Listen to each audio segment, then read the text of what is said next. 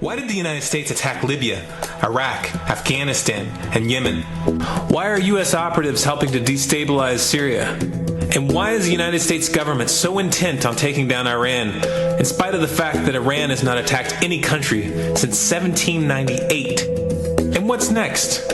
What are we headed for? When you look at the current trajectory that we're on, it doesn't make any sense at all if you evaluate it based on what we're taught in school. And it doesn't make any sense if you base your worldview on the propaganda that the mainstream media tries to pass off as news. But it makes perfect sense once you know the real motives of the powers that be. In order to understand those motives, we first have to take a look at history. In 1945, the Bretton Woods Agreement established the dollar as the world reserve currency, which meant that international commodities were priced in dollars. The agreement, which gave the United States a distinct financial advantage, was made under the condition that those dollars would remain redeemable for gold at a consistent rate of $35 per ounce. The United States promised not to print very much money, but this was on the honor system, because the Federal Reserve refused to allow any audits or supervision of its printing presses. In the years leading up to 1970, expenditures in the Vietnam War made it clear to many countries that the U.S. was printing far more money than it had in gold. And in response, they began to ask for their gold back. This, of course, set off a rapid decline in the value of the dollar. The situation climaxed in 1971 when France attempted to withdraw its gold and Nixon refused. On August 15th, he made the following announcement. I have directed the Secretary of the Treasury to take the action necessary to defend the dollar against the speculators. I have directed Secretary Connally to suspend temporarily the convertibility of the dollar into gold or other reserve assets, except in amounts and conditions determined to be in the interest of monetary stability and in the best interest of the United States.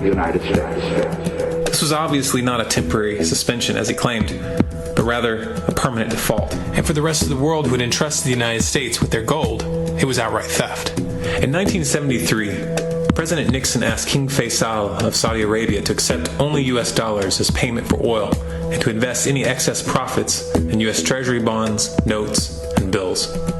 In return, Nixon offered military protection for Saudi oil fields. The same offer was extended to each of the world's key oil-producing countries, and by 1975, every member of OPEC had agreed to only sell their oil in U.S. dollars. The act of moving the dollar off of gold and tying it to foreign oil instantly forced every oil-importing country in the world to start maintaining a constant supply of Federal Reserve paper. And in order to get that paper, they would have to send real physical goods to America. This was the birth of the petrodollar. Paper went out, everything America needed came in, and the United States got very, very rich as a result. It was the largest financial con in recorded history.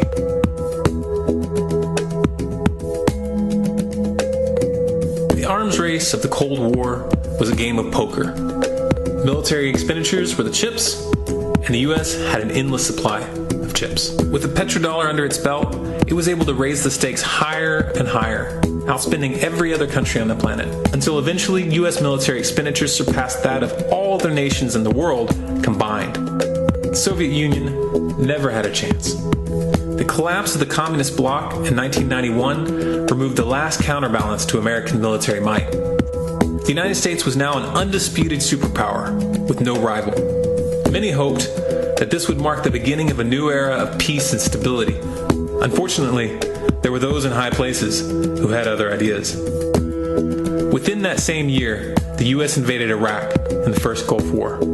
And after crushing the Iraqi military and destroying their infrastructure, including water purification plants and hospitals, crippling sanctions were imposed which prevented that infrastructure from being rebuilt. These sanctions, which were initiated by Bush Sr. and sustained throughout the entire Clinton administration, lasted for over a decade and were estimated to have killed over 500,000 children. The Clinton administration was fully aware of these figures. We have heard that 500,000 children have died. I mean, that's more children than died in Hiroshima.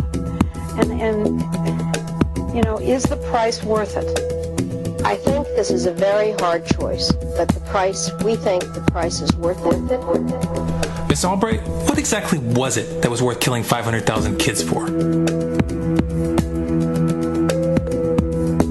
In November of 2000, Iraq began selling its oil exclusively in euros. This was a direct attack on the dollar and on U.S. financial dominance, and it wasn't going to be tolerated.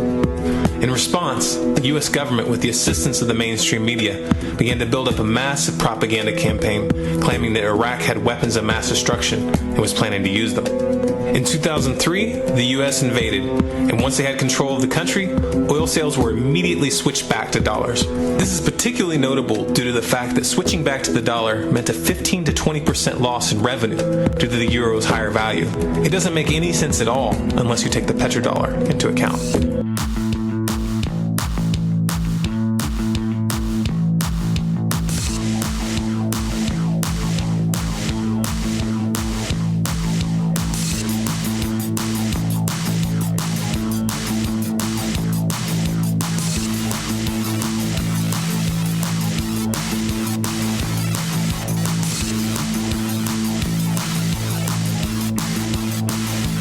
About 10 days after 9/11, I went through the Pentagon and I saw Secretary Rumsfeld and Deputy Secretary Wolfowitz. I went downstairs just to say hello to some of the people on the Joint Staff who used to work for me. And one of the generals called me and he said, "Sir, you got to come in. You got to come in and talk to me a second." I said, "Well, you're too busy." He said, "No."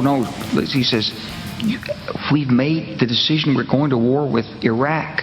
This was on or about the 20th of September. I said, "We're going to war with Iraq. Why?" He said, "I don't know." He said, "I guess they don't know what else to do."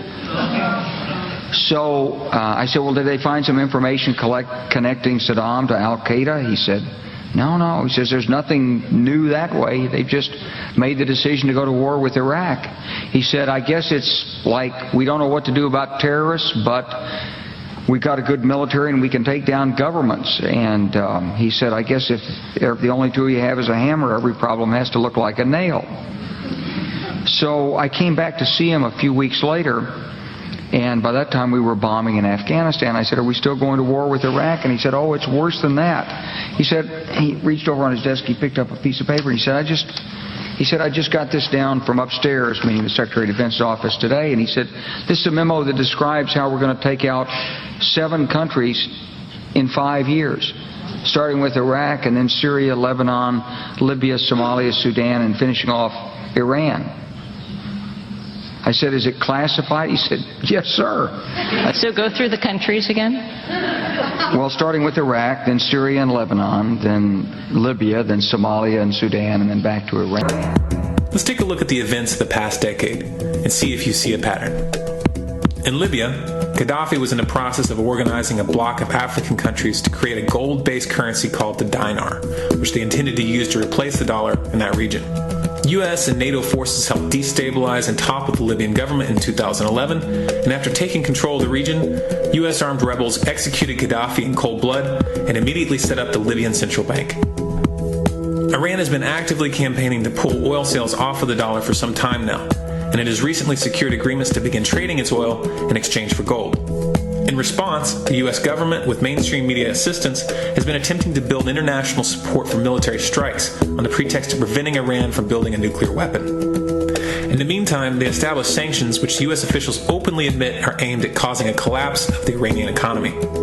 Syria is Iran's closest ally, and they are bound by mutual defense agreements. The country is currently in the process of being destabilized with covert assistance from NATO, and though Russia and China have warned the United States not to get involved, the White House has made statements within the past month indicating that they are considering military intervention. It should be clear that military intervention in Syria and Iran isn't being considered. It's a foregone conclusion, just as it was in Iraq and Libya. The U.S. is actively working to create the context which gives them the diplomatic cover to do what they already have planned. The motive for these invasions and covert actions becomes clear when we look at them in their full context and connect the dots. Those who control the United States understand that even if a few countries begin to sell their oil in another currency, it will set off a chain reaction and the dollar will collapse. They understand that there is absolutely nothing else holding up the value of the dollar at this point, and so does the rest of the world. But rather than accepting the fact that the dollar is nearing the end of its lifespan, the powers that be have made a calculated gambit. They have decided to use the brute force of the U.S. military to crush each and every resistant state in the Middle East and Africa. That in itself would be bad enough, but what you need to understand is that this is not going to end with Iran. China and Russia have stated publicly, and on no uncertain terms, that they will not tolerate an attack on Iran or Syria. Iran is one of their key allies, one of the last independent oil producers in the region, and they understand that if Iran falls, then they will have no way to escape the dollar without going to war. And yet the United States is pushing forward in spite of the warnings. What we are witnessing here is a trajectory that leads straight to the unthinkable. It's a trajectory that was mapped out years ago in full awareness of the human consequences. But who was it that put us on this course? What kind of psychopath is willing to intentionally set off a global conflict that will lead to millions of deaths just to protect the value of a paper currency? It obviously isn't the president. The decision to invade Libya, Syria, and Iran was made long before Obama had risen to the national spotlight. And yet, he's carrying out his duty just like the puppets that preceded him. So who is it that pulls the strings? Often the best answer to questions like this are found by asking another question. Qui bono? Who benefits? Obviously, those who have the power to print the dollar out of thin air have the most to lose if the dollar were to fall. And since 1913, that power has been held by the Federal Reserve. The Federal Reserve is a private entity owned by a conglomerate of the most powerful banks in the world. And the men who control those banks are the ones who pull the strings. To them, this is just a game. Your life and the lives of those you love are just pawns on their chessboard. And like a spoiled 4-year-old who tips the board onto the floor when they start to lose, the powers that be are willing to start World War III to keep control of the global financial system. C'est en 1910, sur l'île Jekyll, que les représentants des familles Rockefeller, Rothschild, Morgan et d'autres banquiers privés se sont réunis en secret pour rédiger l'avant-projet de législation qui créera la Réserve fédérale américaine. Les banques centrales sont des cartels bancaires qui ont établi un partenariat avec les gouvernements respectifs des pays où elles opèrent et à qui on a donné le monopole de la création des réserves d'argent d'une nation. C'est le cadeau que leur ont offert les politiciens, si l'on peut dire, pour le partenariat. Que font les banquiers pour les politiciens au retour? Puisqu'ils détiennent le pouvoir légal de le faire, ils promettent de créer de l'argent à partir de rien, chaque fois que le gouvernement en a besoin. Et depuis 2008, nous avons été les témoins de la plus importante période d'impression de faux argent de l'histoire. Ce tour de passe-passe financier dissimule les coûts, protège les responsables et fait de nous des esclaves de la dette qui doivent travailler pour rembourser la facture. Le service des recettes internes a été créé la même année que la Réserve fédérale américaine en 1913. Et l'impôt sur le revenu a ensuite été introduit afin que vous et moi payions la dette des politiciens plus les intérêts aux banquiers. Avant tout, la Réserve fédérale est une agence indépendante. Cela signifie essentiellement qu'aucune autre agence gouvernementale ne peut revenir sur nos décisions. On a vendu au pays l'idée que la Réserve fédérale était une institution qui aiderait à stabiliser l'économie et resterait indépendante de la politique. Mais dans les faits, en presque un siècle d'existence, elle a tout simplement fait le contraire. Vous savez que tout ça est manipulé, ça je le dis à votre... Ah bon? Naturellement, on est manipulé. Bon, on est complètement manipulé. Oui, vous le dites, j'espère, le matin. Vous avez des banques, vous avez dans le monde des banques et des officines dont le travail est d'organiser la spéculation en Europe. Elles sont américaines en général, elles sont pas européennes, et c'est leur travail. Le matin, on dit quelle bonne action.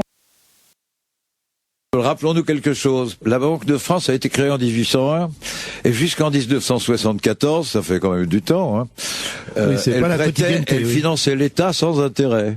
Sans intérêt. Si on était resté là, aujourd'hui, avec tous les emprunts qu'on a fait depuis, puisqu'on l'emprunte tous les ans, la dette publique française serait de 16 ou 17% du produit national brut. Mais en 1974, on a eu une loi stupéfiante, qui s'appelle la loi bancaire, qui a interdit à l'État de se financer sans intérêt auprès de la Banque de France et qui a obligé notre État, nous faisions comme les Allemands, tout le monde, c'était un peu la mode, c'était une façon de penser. On a obligé les États à aller se financer sur le marché financier privé.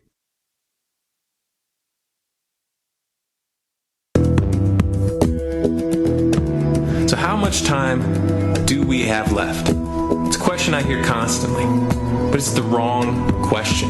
Asking how much time we have left is a passive posture. It's the attitude of a prisoner who's waiting to be taken out to a ditch and shot in the back of the head. what are our chances? Can we change course?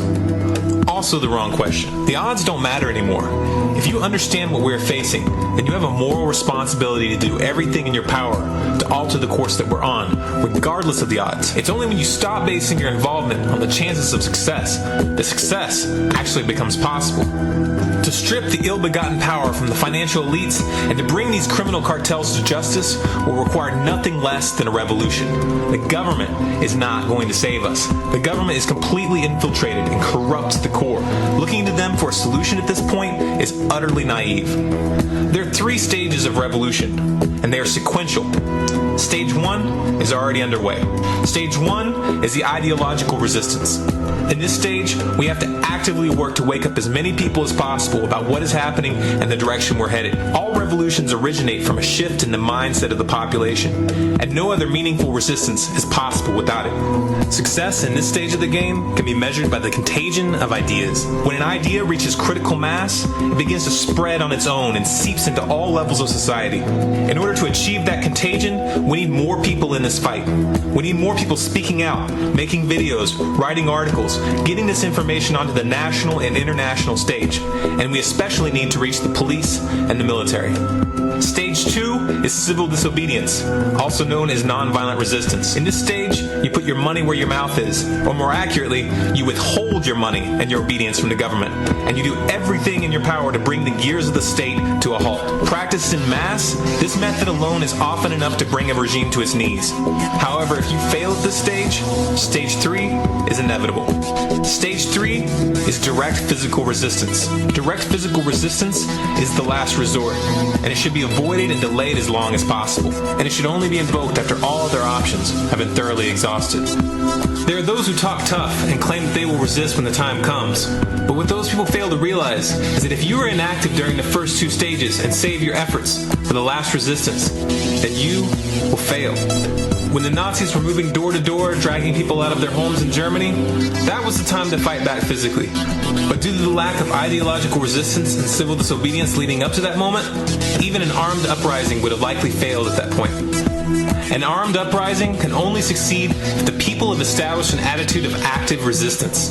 And active resistance is only possible after their minds have broken free from the mainstream propaganda. If you want to fight back, it's now or never. You're not going to get another chance, and the stakes are far higher than they were in Nazi Germany.